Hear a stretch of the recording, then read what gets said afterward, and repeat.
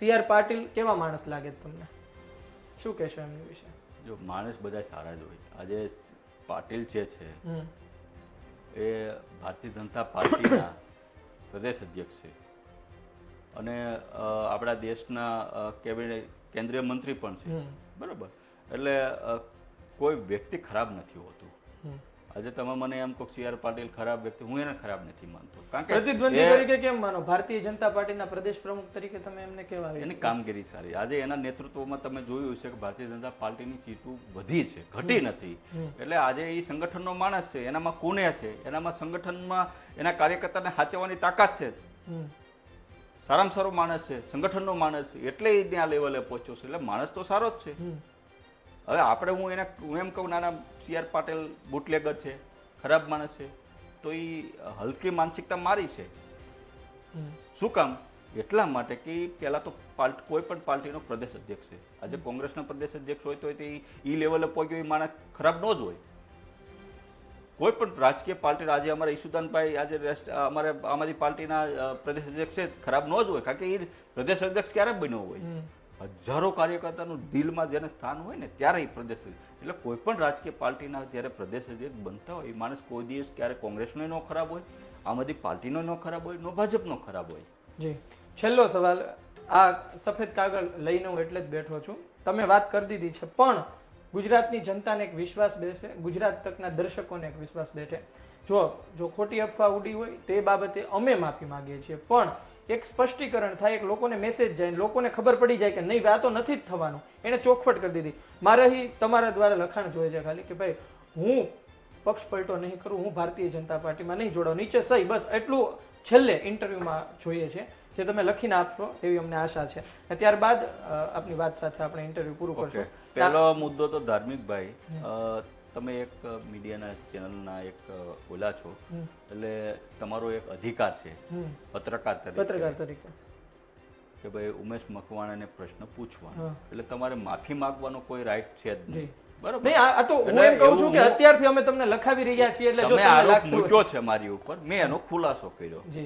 રહી વાત લખીને, બરાબર, ઉમેશ મકવાણા અહીંયા સહી કરે, તમે લખી નાખો કે ભાઈ ઉમેશ મકવાણા જે છે, લાવો લખી આપો, હું તમે સહી કરી આપો. હા, હું આ સહી કરી નાખું છું. ભાઈ ઉમેશ મકવાણા જે છે એ આમ આદમી પાર્ટીમાં જ રહેવાના છે, આમ આદમી પાર્ટીમાંથી જ બોટાદ વિધાનસભા લડવાના છે 2027ની, અને હું સહી કરી નાખું છું. આપણે લખી નાખીએ ને, તમે સહી કરી દો એટલે એ સ્પષ્ટીકરણ થાય.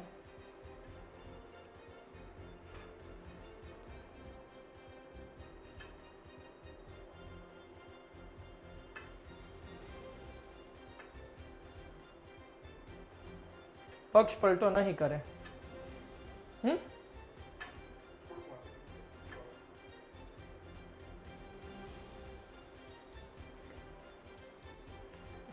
લો, તો આ દર્શકોને પણ બતાવી દે. જો એ પ્રકારનું લખ્યું છે કે બોટાદ ધારાસભ્ય ઉમેશ મકવાણા આમ આદમી પાર્ટીમાં જ રહેશે, 2027માં લડશે, પક્ષ પલટો નહીં કરે. આ તમે વાંચી લો મિત્રો, જેટલા પણ દર્શકો જોડાયેલા છે. જો અહીં સહી કરે છે એટલે કે આ વાત પછી અહીં પૂરી થવી જોઈએ, અને જો પછી ઉમેશભાઈ વંડી ટપે છે, પછી ઉમેશભાઈ પક્ષને કોઈ પણ કારણ આપીને અથવા તો કોઈ પણ બાઇટ આપ્યા વગર ભાજપમાં જોડાય છે, તો પછી આ મુદ્દો ફરી ઉકળશે, ફરી આ મુદ્દો સામે આવશે ને અમે બોલશું. ઉમેશભાઈ, તમે સહી કરી આપો. અહીં કરી આપો.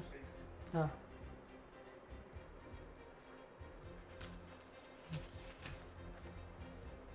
ઉમેશભાઈ પોતાના હાથે જ બતાવી દીધું છે મિત્રો. એટલે વાત એ છે કે સાથોસાથ મેં જે કરેલા કામો જે છે એ પણ આપને સોંપું છું.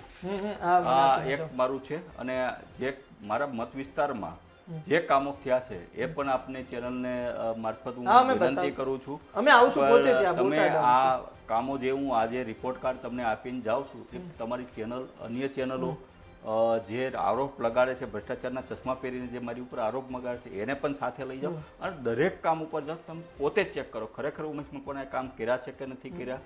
જો ન કર્યા હોય પાછો આ તમે મુદ્દો લાવો, અને પછી તમે મારી પાસે લખાણ લખો, ઉમેશભાઈ તમે આ જે કામમાં 2000 કરોડના કામોમાં અમને વિગત આપી છે, આમાંથી તમે સ્પોર્ટ કોમ્પ્લેક્સ નથી બનાવ્યું, જેલ નથી બનાવી, ઉમેશભાઈ તમે સ્વિમિંગ પુલ નથી બનાવ્યું, નિશાળો નથી બનાવી, દવાખાના નથી બનાવ્યા, તો પછી પાછું મારી પાસેથી રાજીનામું લઈ લીજો. શું લઈ લીજો?